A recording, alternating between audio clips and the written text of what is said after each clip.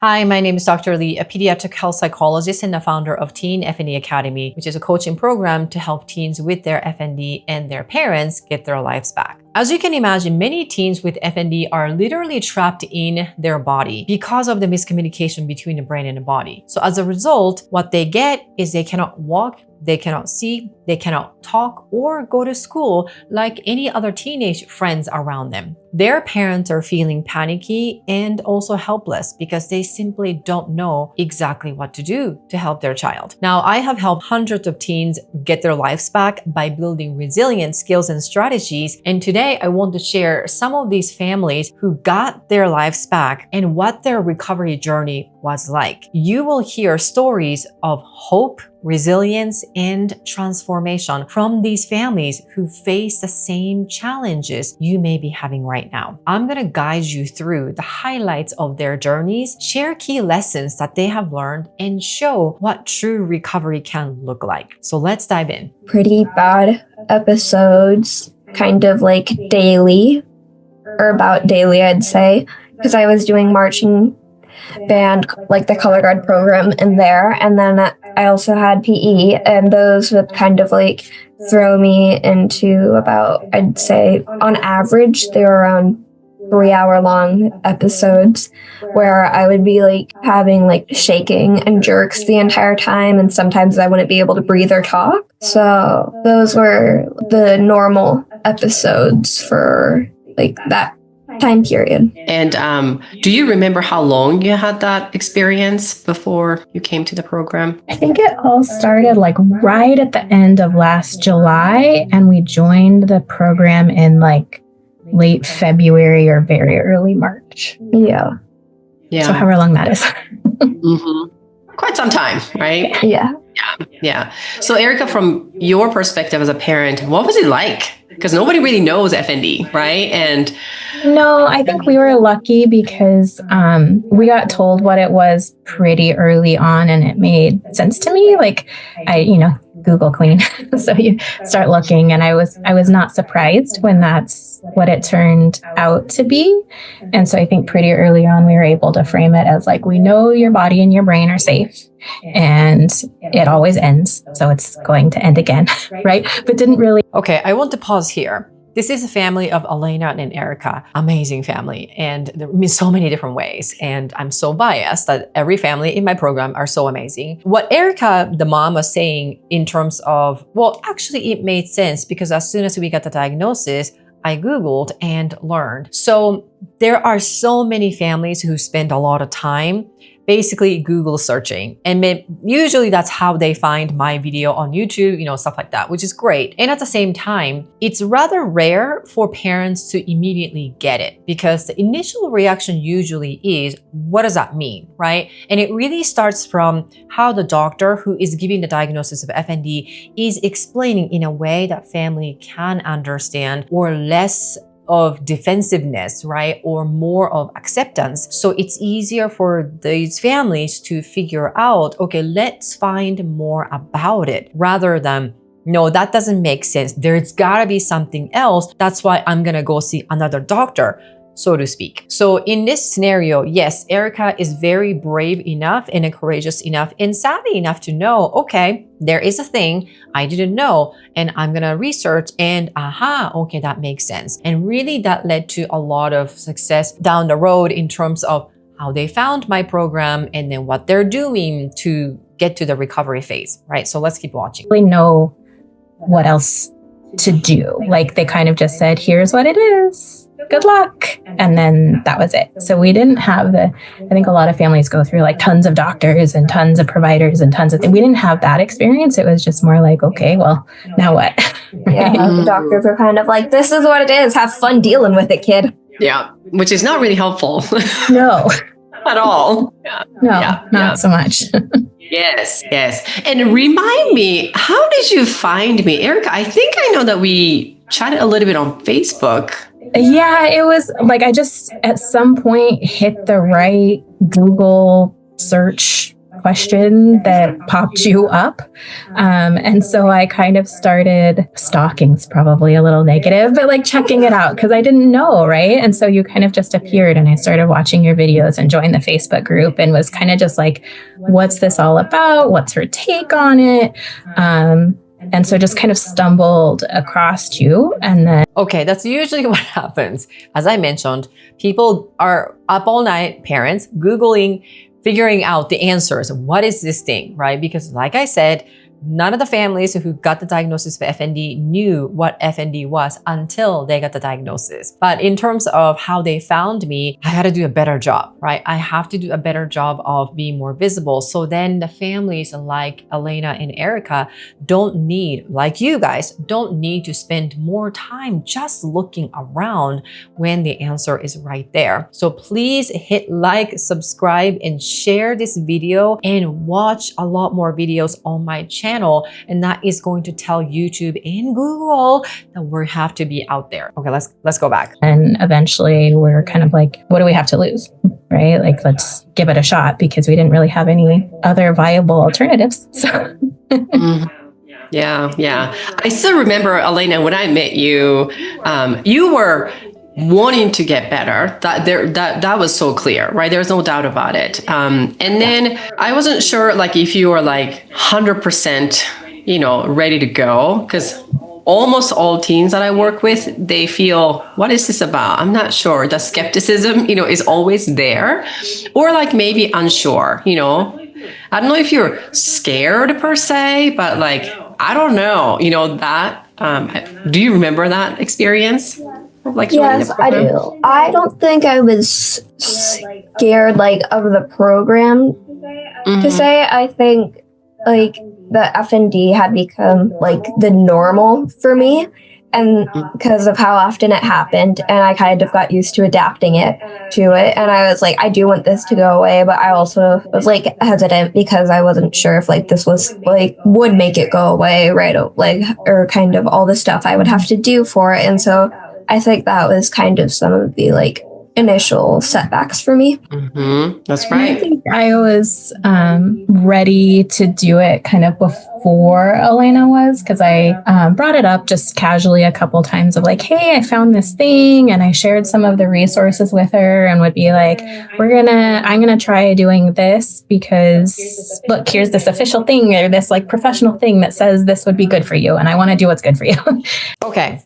I want to point out, this is exactly it. Most of the teens who join my program don't know much about my program. Parents know a lot more about it, right? And then you're going to hear from other families too. But the point is, parents, you have the power to make the executive final say in what you want to do for your child. So I get that your child also needs to be on board, and that's why Erica is very patient, but also she already knew this is what she needed to do because she needed the help, right? She knew this wasn't something that she could do DIY. And so what I really want to say is, parents, if you're wondering and if you're even thinking a little bit of helplessness or kind of lost, well, I know I want to do this, but I'm not sure if my child has a buy-in or wants to. That shouldn't stop you. Just for the same reason, if you don't, then your child has zero chance of getting any support. And unless that is what you want, you have the power to make that decision, what is right and what is good for your family. So fast forward, Elena is doing fantastic. I want to make sure that I'm also protecting the, any personal information, but this family is doing amazing and I am so, so proud of them. So really what I want to show in this video in particular was how common it is for families to feel lost when they get a diagnosis of FND, and that sets this cascade of, or the pattern of parents just up all night, day in and day out, and searching for the answers. And when they find it, make sure that you do your own due diligence study, right? Because you don't necessarily need to work with me. You may not be a good fit for me. That's fine. But what I'm really encouraging you to do is you do your own due diligence. And if you believe this is it, whether it's my program or something else, then that's the decision you're going to be making. And you can share with your child about what you have found. Obviously, your child needs to be involved. However, the final decision has to be coming from you. If you have 100% buy-in, then that's like 50% of the solution. Now, let's look into another family and see what their experience is like. Before we started the program, I ended up having a lot more frequent episodes, and they normally lasted the whole day. And so my episodes meant that sometimes I couldn't talk, or I couldn't move, or it was hard to I couldn't stand up. And the most difficult part to get through would probably last less than an hour, right? Mm-hmm. But sometimes I'd end up having hallucinations even. Mm-hmm. Yeah. I agree. I think Tandy's episodes, we had gotten this diagnosis of FND prompted by just all of a sudden out of the blue having these big episodes that seemed to almost be kind of like a break in her just regular mental well-being. And so it would look like everything from not being able to speak, not being able to walk, collapsing on the ground. And like she said, if it started, say, in the afternoon, she'd be done for the rest of the day. And sometimes it would disrupt school. So she was able to go to school most of the times, but in really bad cases, if she was having hallucinations, she wouldn't be able to continue through school. So there were times where we had to pick her up. So this is a family of Tandy and Michaela. Love them. I mean, I am, again, so biased, but hey, it's okay. Like, everyone in my program is amazing. What I want to point out about Tandy's experience is somewhat similar to Elena, but unique in a way that everyone's FND episode or what the episode symptoms look like for their FND may not be the same. And this is where it gets puzzling, right? So if you are seeing, well, my child is having seizure-like episode on Monday, but then on Wednesday, she can't walk. And then on Friday, she can't talk. But on weekends, she's totally fine. That is, again, kind of common thing with the package deal of FND. So having this hallucination, visual, confusion, disorientation, not remembering, personality changes, behavior changes, feeling off, feeling weak, and then having shaky feeling, and then having fainting, all of those in any sequence and in any order is pretty much a fair game when it comes to FND. So this is why you really have to know what FND is. And I mean it. Let's keep watching. Disrupt the day. And it was really scary because our doctor said we needed to just deal with coping mechanisms, but we didn't know what they were. So they were like, oh my gosh, yes. Same thing. Doctors are saying, yeah, your child's had an FND. You just need to use a coping mechanism. You just need to use the coping skills, or you just need to see a therapist. It's easier for them to say, but for the family, they just need to know step by step. Okay, who, when, where, how many times, exactly what, so it's really easy for people to say, even without FND, this is a kind of terrible example, but maybe you can relate to it. Let's just say, I want to lose weight, right? Okay, eat healthy, exercise. Okay, where do I begin? You know what I mean? It's just kind of same thing. And especially when it comes to this kind of symptoms and situation with FND that the parents are not even used to, right? So they don't know where to begin. You need to really start figuring out what works for her. And I'm like, I don't know where to start. So that's kind of where we were, very stuck. Mm-hmm, absolutely. And what was it like for you? Just kind of curious, Tandy, when you got a diagnosis of FND, what was your experience like? Do you remember the time you got a diagnosis? Yeah, I was confused because I'd never heard of it before, and there didn't seem to be a ton of information online, and I was in general really confused, but I was kind of relieved because we had been wondering if it had been something else, and it seemed like this could be more manageable as long as we could figure out where to start. Mm-hmm. Yeah, we did MRIs, so we weren't sure if there was any kind of brain damage. And she had just come from summer camp, so we weren't sure if there was a parasite involved. And so our neurologist had her doing a lot of tests. And then when we looked online, we saw some information about seizures due to FND, non-epileptic seizures. But outside of that, we couldn't find anything that described her symptoms. That's right, which makes it more confusing. Indeed, right? And again, in terms of pediatric FND, non-epileptic seizures or psychogenic non-epileptic seizures, PNES or NES, depending on what you want to call it, or depending on who said it to you, is really common thing. And arguably, it's probably the by far most commonly researched subtype of FND. Right? So PNES or NES is a type of FND. And so for someone like Tandy's case, it's a series of, chain of events happening within cluster of time. It's very confusing, right? Unless they are educated properly of, oh yeah, that's actually part of the package. You know what I mean? So this is where a huge gap in what the family is experiencing and then what the doctor is explaining. And this is arguably why you are where you are as well. So let's watch for a little bit more. And also frustrating, like, okay, we have this, now this is a diagnosis, what now?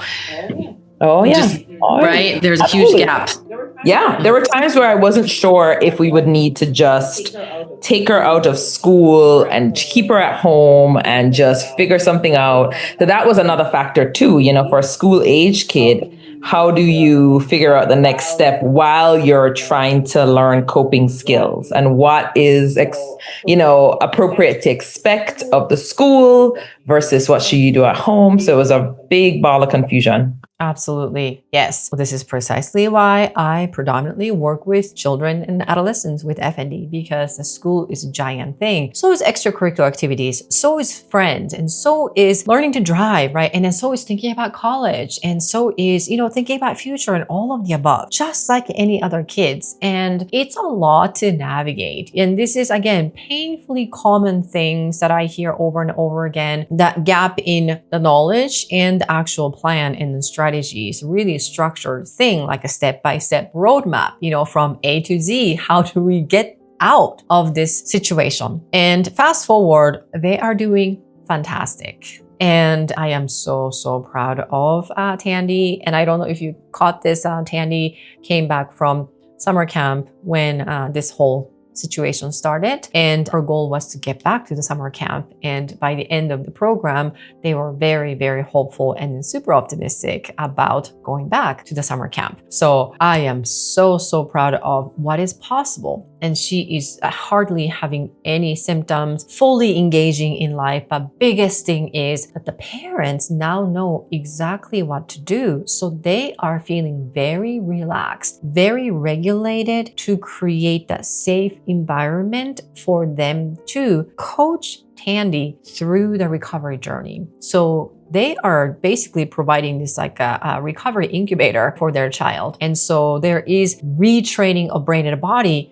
to be safe again. So I am so proud of them. The Family Guys shares a handful of practical strategies to help you get out of this survival mode. And it shows why our structured approach gets such a strong result. Grab it from the description below. It is free. Let's watch one more family and see what they're doing and then what their experience was like. And it became seizures at school and everywhere I was. And then it became like headaches, like brain fog, weakness in my body. I basically just was losing control over my body. I had temporary paralysis at one point, tics, chronic pain, which I still have, trouble swallowing, speech difficulties. I think that's it. But, and doctors really didn't know what was wrong with me for a long time because I had wide variety of symptoms. So it was really hard to diagnose. And because things kept changing and adding to it, basically then I lost all my independence. I I couldn't walk to school on my own anymore. I was barely going out, and I got my driver's license banned basically. So this is Megan. And it's really painful to just hear her experience, but this is painfully also true. It was almost like I was kind of joking with them that what didn't you have, right? Because there are so many variable symptoms. And yes, it is true. When there are a lot of symptoms kind of coming and going like a flavor of the day, unpredictably, it's really hard to pinpoint, and that usually delays the diagnosis, right? And let alone treatment plans and all that kind of stuff. But Megan is one of those troopers, I am so proud of her, who didn't give up. Even though she lost all the independence, you heard her, right? Couldn't go to school walking on her own, and she was highly independent individual prior to having all these series of unfortunate conditions and symptoms of FND, and then she couldn't drive. So just thinking about this independence being stripped away, like one after another, fairly quickly and unpredictably, that means she was not ready. She couldn't predict. She was not willing to let go. And that was really hard on her. So if you or your child is also experiencing something like what Megan is experiencing, once again, if you give up, that's it. But if you don't, there is a way. And then parents, I am so proud of Megan's parents. They never ever gave up. They saved and then gave ton of space, time, independence for Megan. It takes a lot of patience, right? But they stuck through. And I am so proud of Renee and Mark for giving that space, because that's exactly what Megan needed. And so there was no forcing, there was no making. The only thing that they stood their ground on was that they were going to join the program. And Megan wanted to wait, and they let her wait, but they basically, had a deadline, and then whether she was ready or not, they were going to pursue. Can you imagine they just delegating that final say to a child who lost complete independence, confused, alone, and lost to make that kind of important decision? I would imagine she would probably be in the same place, if not worse, right? If nothing happened. So I literally commend that family for stepping up. So proud of them. And then after about a year of that, I ended up having to leave school which was like devastating for me because I care a lot about school, but because my parents were being called almost every day to pick me up because of pain or because of an episode. Talking about FND impacting everybody in the family, right? Life is completely disrupted in a way that they have never ever imagined. And that's exactly what happened. And as a result, Megan is now not able to go to school. Or if it wasn't them picking me up, it was the school calling an ambulance to get me. So I took a break from school, but I continued a few credits from home. And then when the new school year came, I didn't know if I could go back, but I did. And because I was more used to what was happening, like it was more just like adapted to a part of my reality at that point because it had been so long. And then it basically just kept happening. And then I basically hit rock bottom with my mental health. And that's when we joined the program. So I'm so glad they joined the program because once again, Megan is doing fantastic. In fact, I urge all of you to watch all of those videos and then some, because there are a ton more. I don't want to spoil, but Megan, oh my gosh, what a comeback from not being able to go to school or walk or drive or any of that stuff to, spoiler alert, she's in college and doing fantastic. But my point is that, do you have to wait until you hit the rock bottom, to start the treatment or even to join my program, which is a coaching program? The answer is not necessarily. This is where I always tell and encourage parents that they also need to feel empowered because they are the leader. Many times I spend more time with parents coaching how to be the coach. So they are not only good parents, because I know they're good parents, but also effective parents, right? Because when it comes to FND recovery, and that's why parents are required to be part of the program, and they are a lot more required to be ready and committed. because otherwise there is no leader at home. So this is why it's so important to work as a family for this age. And this is the best gift parents can give to help your child get ready to fly out the door when they are ready to really launch. So that's why I'm so proud of you. It was a long journey, to say the least, right? Yeah. From parents' perspective, what was your experience like? Well, when you say your program is helping people get their life back, we really resonated with that because Megan's life before the program was not easy.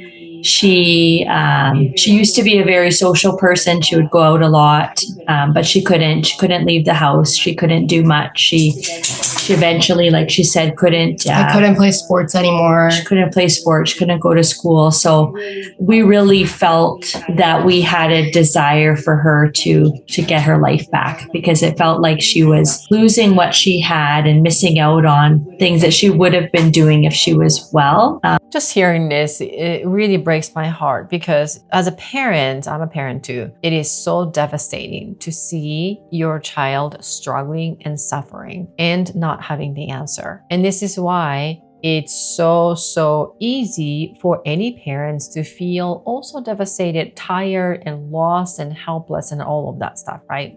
Totally valid. But you don't have to kind of suffer with them. I'm not saying like you have to let them suffer and then like you just like, sit back and relax. It's not that. It's more about the role of parents being the leader and the coach. So you don't have to jump in the pool and drown with them, right? Even though you feel like you want to. So let's just say that you are a captain of a ship, right? And then your child is a crew and your child is complaining, oh my God, it's a storm, I'm scared. You as a captain, let's just say have the thing, like I'm not a captain, so of the ship, but let's just say that you're handling the wheel, right? And then if you are also devastated and drowning, that means you let go of that role, duty, and then go to the crew and then sit with the crew, and while the ship is basically lost, in a tornado or storm, kind of thing. So this is, once again, why it's so important for parents to learn the skills to be the effective coach, to get out of the FND, because whatever you think that you're doing may or may not be the most effective way, right? And that's why when it comes to FND recovery, you are not supposed to know what to do, right? Because you don't know what FND is. So it's not your fault. It's just you need different skills, right? And then that's why doing DIY style may or may not be the most effective one. So let's hear what Megan's family has to say for just a couple more minutes. It was also very challenging and difficult, stressful, because we didn't know what was wrong. We didn't have any answers. We would, we'd be going to lots of doctor's appointments. We would be doing lots of different tests. We didn't know what was going on, and we just wanted her to feel better. So we as parents desperately wanted to help her, and we didn't know how. We didn't know what to do. I think the hardest part was the uncertainty, right? We were facing a future, a present, with what she was experiencing. And as parents, you want to help and support. And naturally, as parents, your first instinct is, how can we fix this? How can we make it better? But we didn't know. We were... Exactly. Yes. Just like everyone else that I talk to, parents are desperate. And how they are making difference between families like Megan and Elena and Tandy, who are going into the destination of recovery, versus desperate and yet they're either staying there or not going in that direction. What is it? It's the parents' determination to not stop, whatever it takes. So if the parents are hesitant, how could we expect a child to take on the leadership role, right, in that house? So that's essentially what I am saying. And that's why I am so proud of all of these families and everyone else in my program to take that really big, courageous step to trust their own instinct to learn the skills and strategies under the guidance. And again, it doesn't have to be my program, but it really needs to be working with someone who is specialized in FND and teens. Therefore, both teens and their parents, like you, are learning the skills and strategies at the same time and then recovering from FND as a team. If you want to see how my full program of Teen FND Academy works and how it's helping families resolve FND for real, then watch the video linked in the description box below. So it's essentially really the whole journey, right? Is, as you can tell, every family's journey is unique. And again, Megan is doing fantastic. And I really want to tell you there is a hope and then this amazing transformation with everybody's happening. And with the right guidance, recovery is really possible. I am a true believer. I don't know about you, but I am a true believer that recovery is possible because I have seen it in my own eyes one too many times.